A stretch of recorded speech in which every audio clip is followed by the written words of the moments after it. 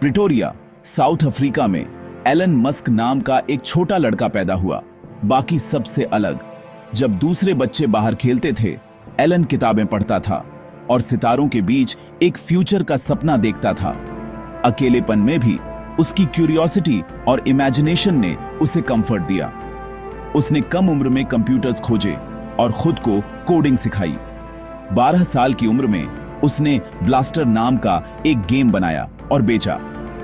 उसके सपने सिर्फ गेम्स तक सीमित नहीं थे, वे ह्यूमैनिटी के फ्यूचर के बारे में थे। एलन मस्क की जर्नी अभी शुरू ही हुई थी। एलन जानता था कि अपने सपनों को पूरा करने के लिए उसे साउथ अफ्रीका छोड़ना होगा। 17 साल की उम्र में वह कनाडा और फिर यूएस गया अपॉर्चुनिटी खोजने के लिए। उसने फिजिक्स और इकोनॉमिक्स की पढ़ाई की ताकि यूनिवर्स और बिजनेस को समझ सके। एलन और उसके भाई ने अपनी पहली कंपनी शुरू की। ऑफिस में सोते और जिम में नहाते थे। उसने कंफर्ट छोड़कर अपने विजन पर सब कुछ दांव पर लगा दिया। यह तो बस शुरुआत थी। 1985 में एलन और किम्बल ने Zip2 लॉन्च किया, जो अखबारों के लिए एक ऑनलाइन सिटी गाइड था। उनका विचार लोकल बिजनेसेस को मैप्स और डायरेक्शंस के साथ डिजिटल दुनिया से जोड़ना। वे दिन रात कोडिंग करते थे, अपने ऑफिस में रहते थे, बार बार रिजेक्शन का सामना करते हुए। इंटरनेट पर एलन का विश्वास कभी नहीं डिगा, तब भी जब कुछ ही लोग उनके विजन को समझते थे। धीरे धीरे बड़े अखबारों ने साइन अप किया, the New York times, Chicago Tribune. Zip2 बढ़ा और एलन ने लीडरशिप और बिजनेस के कठिन लेसन सीखे। 1999 में कंपैक्ट ने Zip2 को $360 मिलियन में खरीद लिया। एलन का हिस्सा सिर्फ 37 साल की उम्र में $22 मिलियन। इस सेल ने साबित कर दिया कि उसके आइडियाज रियल प्रॉफिटेबल बिजनेसेस बन सकते हैं। लेकिन एलन के लिए पैसे का मतलब फ्रीडम था, और भी बड़े सपने पूरे करने के लिए। Zip2 एंटरप्रेन्योरशिप में उसका क्रैश कोर्स था। संघर्ष, सैक्रिफाइस और सक्सेस ने उसके फ्यूचर को आकार दिया। वह अगली चुनौती के लिए तैयार था। इंटरनेट ने उसकी जिंदगी बदल दी थी और वह दुनिया को बदलने वाला था। एलन मस्क अभी शुरू ही हुआ था। अपनी पहली सक्सेस के तुरंत बाद एलन ने पैसे के रेवोल्यूशन पर अपनी नजरें जमाईं। उसने एक्सकॉम की स्थापना की, जिसका लक्ष्य एक कंप्लीट ऑनलाइन बैंक बनाना था। कंपटीशन बहुत फियर्स था, खासकर कॉन्फिनिटी नाम के एक स्टार्टअप से, जो पेपाल के क्रिएटर्स थे। लड़ने के बजाय कंपनियों ने मर्ज कर लिया, पेपाल की सिंपल मनी ट्रांसफर सर्विस पर ध्यान केंद्रित किया। एलन सबसे बड़ा शेयर होल्डर बन गया, चार्ज को लीड करने में मदद की। पेपाल तेजी से बढ़ा, ऑनलाइन पेमेंट्स के लिए स्टैंडर्ड बन गया। 2002 में ईबे ने पेपाल को 1.5 बिलियन में खरीद लिया। एलन को 173 मिलियन मिले, लेकिन उसके लिए यह फॉर्च्यून उसकी असली एम्बिशंस के लिए सिर्फ फ्यूल था, स्पेस, एनर्जी और ह्यूमैनिटी का फ्यूचर। पेपाल ने साबित कर दिया कि वह सबसे पुराने इंडस्ट्रीज को भी डिसरप्ट कर सकता है। अब वह इम्पॉसिबल को टैकल करने के लिए तैयार था। अगली फ्रंटियर बुला रही थी। अपने पेपाल के फॉर्च्यून से एलन ने ह्यूमैनिटी को मल्टी प्लैनेटरी बनाने का लक्ष्य रखा। उसने 2002 में स्पेस एक्स की स्थापना की, अपने खुद के 100 मिलियन का इन्वेस्टमेंट किया। लक्ष्य अफोर्डेबल रॉकेट्स बनाना और मार्स को एक रियल डेस्टिनेशन बनाना। एरोस्पेस की दुनिया हंसी, प्राइवेट रॉकेट्स इम्पॉसिबल लगते थे। स्पेस एक्स के पहले 3 लॉन्च फेल हो गए, जिससे कंपनी लगभग बैंकरप्ट हो गई। सिर्फ एक आखिरी अटेम्प्ट के लिए पर्याप्त पैसे के साथ सब कुछ दांव पर लगा था। 2008 में चौथा लॉन्च सफल रहा। स्पेस एक्स ऑर्बिट तक पहुंचने वाली पहली प्राइवेट कंपनी बन गई। नासा ने ध्यान दिया, स्पेस एक्स को 1.6 बिलियन का कॉन्ट्रैक्ट दिया।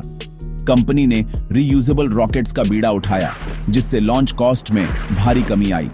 स्पेस एक्स की सक्सेस ने इंडस्ट्री को हमेशा के लिए बदल दिया। एलन का मार्स का सपना अब साइंस फिक्शन नहीं था। उसने साबित कर दिया कि रिलेंटलेस रिस्क और इनोवेशन इम्पॉसिबल को हासिल कर सकते हैं। स्पेस एक्स अपने सबसे अंधेरे दिनों से बच गया और दुनिया ने ध्यान दिया। इम्पॉसिबल अब पहुंच में था। ह्यूमैनिटी के फ्यूचर के लिए एलन का विजन उड़ान भर रहा था। स्पेस एक्स आशा और एम्बिशन का प्रतीक बन गया। तारे पहले से कहीं ज्यादा करीब थे। एलन मस्क ने एक नए युग की शुरुआत की थी। रॉकेट्स बनाते हुए एलन ने एक और चुनौती पर काम किया, फॉसिल फ्यूल्स पर हमारी निर्भरता को खत्म करना। उसने 2004 में टेस्ला मोटर्स में इन्वेस्टमेंट किया और उसके मिशन को गाइड किया। टेस्ला की पहली कार रोडस्टर ने स्टीरियोटाइप्स को तोड़ दिया, तेज, स्लीक और पूरी तरह इलेक्ट्रिक। लेकिन एक कार कंपनी बनाना बहुत मुश्किल था। प्रोडक्शन डिलेज, पैसों की दिक्कतें और लगातार रिस्क। 2008 के फाइनेंशियल क्राइसिस ने टेस्ला और स्पेस एक्स दोनों को लगभग तबाह कर दिया। एलन ने अपने आखिरी डॉलर्स लगा दिए, दोनों कंपनियों को जिंदा रखने के लिए सब कुछ दांव पर लगा दिया। एक गवर्नमेंट लोन और उसकी अपनी रेजिलियंस ने टेस्ला को कोलैप्स से बचाया। मॉडल एस और मॉडल 3 उसके बाद आए, जिससे इलेक्ट्रिक कार्स मेन स्ट्रीम बन गईं। टेस्ला दुनिया की सबसे वैल्यूएबल कार कंपनी बन गई, जिससे क्लीन एनर्जी की ओर एक ग्लोबल शिफ्ट शुरू हुआ। एलन ने इलेक्ट्रिक कार का आविष्कार नहीं किया, लेकिन उसने इसे कूल, तेज और डिजायरेबल बना दिया। उसने ऑटो इंडस्ट्री को बदलने पर मजबूर कर दिया। टेस्ला का उदय एक रेवोल्यूशन था, सिर्फ एक बिजनेस सक्सेस नहीं। एक बार फिर एलन ने मुश्किलों को मात दी थी।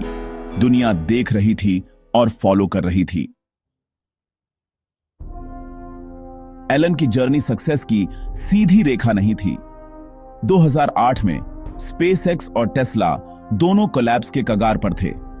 3 रॉकेट फेलियर्स, प्रोडक्शन नाइटमेयर्स और एक ग्लोबल फाइनेंशियल क्राइसिस ने उसे लगभग खत्म कर दिया था। एलन ने अपनी पूरी फॉर्चून दांव पर लगा दी, सिर्फ जिंदा रहने के लिए पैसे उधार लिए। वह 100 घंटे हफ्ते काम करता था, फैक्ट्री फ्लोर्स पर सोता था, रिडिक्यूल और डाउट का सामना करता था, लेकिन उसने हार मानने से इनकार कर दिया, एक मिशन की भावना से प्रेरित होकर। स्पेसएक्स के चौथे लॉन्च और एक लास्ट मिनट टेस्ला इन्वेस्टमेंट ने दोनों कंपनियों को बचाया। ये जीतें जो हार के जबड़े से स्नैच्ड गई थी, उसकी कहानी को परिभाषित करती है। एलन की रेजिलियंस और विश्वास ने उसकी टीमों को आगे बढ़ते रहने के लिए प्रेरित किया। सक्सेस, उसने साबित किया, फेलियर को ओवरकम करने के बारे में है, उसे अवॉइड करने के बारे में नहीं। सबसे अंधेरे पल टर्निंग पॉइंट्स बन गए। एलन मस्क की लेगेसी क्राइसिस में बनी थी। जैसे जैसे उसकी कंपनियां बढ़ीं, एलन मस्क का इन्फ्लुएंस पॉलिटिक्स में भी फैल गया। स्टारलिंक और एक्स, पहले ट्विटर, पर कंट्रोल के साथ वह एक ग्लोबल पावर ब्रोकर बन गया।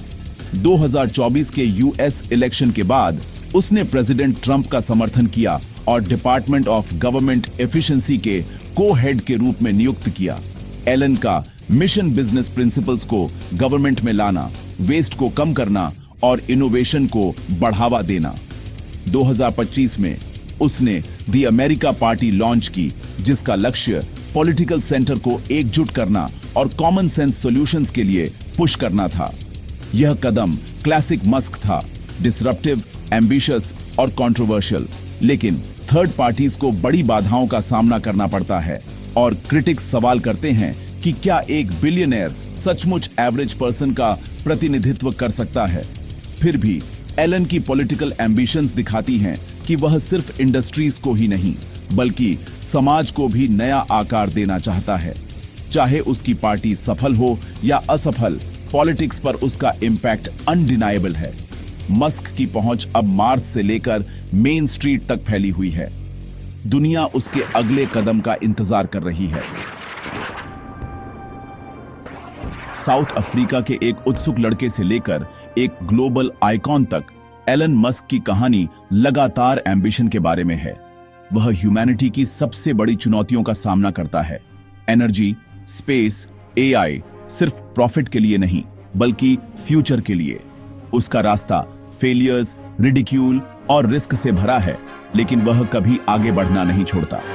स्पेसएक्स, टेस्ला, न्यूरालिंक और XAI सिर्फ कंपनियां नहीं हैं, वे एक बेहतर दुनिया बनाने के टूल्स हैं। एलन का ऑप्टिमिज्म इरेशनल की हद तक है, लेकिन यही उसकी सक्सेस का इंजन है। उसने पूरे इंडस्ट्रीज को बदलने पर मजबूर किया है। और लाखों लोगों को बड़ा सपना देखने के लिए प्रेरित किया है। उसकी लेगेसी कॉम्प्लेक्स, कंट्रोवर्शियल और अभी भी अनफोल्डिंग है, लेकिन उसका इंपैक्ट अनडिनायबल है। एलन मस्क साबित करता है कि एक व्यक्ति विजन और रेजिलियंस से प्रेरित होकर दुनिया को बदल सकता है। उसकी कहानी एक कॉल टू एक्शन है। क्यूरियस बनो, रिस्क लो और कभी नेवर गिव अप।